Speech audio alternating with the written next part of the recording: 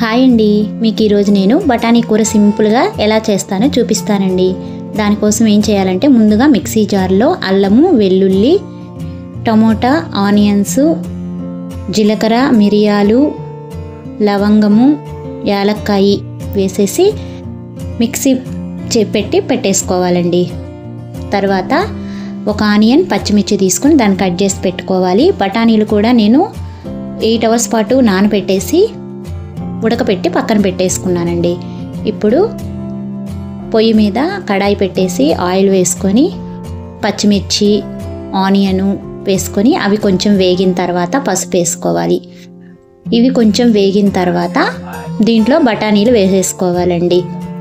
బఠానీలు కూడా వేసేసుకున్న తర్వాత కాసేపు అటు ఇటు బాగా కలబెట్టుకోవాలి. తర్వాత దానిపైన మూత పెట్టినట్లయితే అవి బాగా ఉడికిపోతాయి.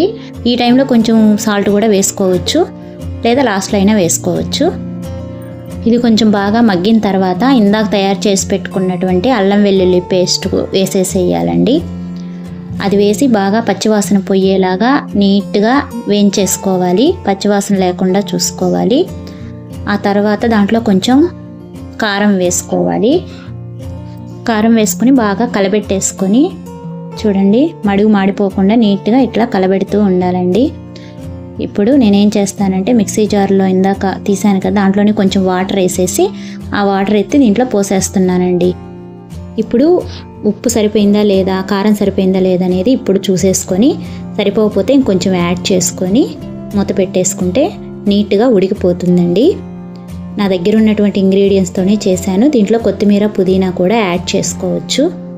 ధనియా పౌడర్ యాడ్ చేశానండి. లాస్ట్లో ధనియా పౌడర్ యాడ్ చేసుకుంటే కూర చాలా టేస్ట్గా ఉంటుంది. ఇప్పుడు మూత పెట్టేస్తే ఒక 5 మినిట్స్కి కూర రెడీ అయిపోతుందండి.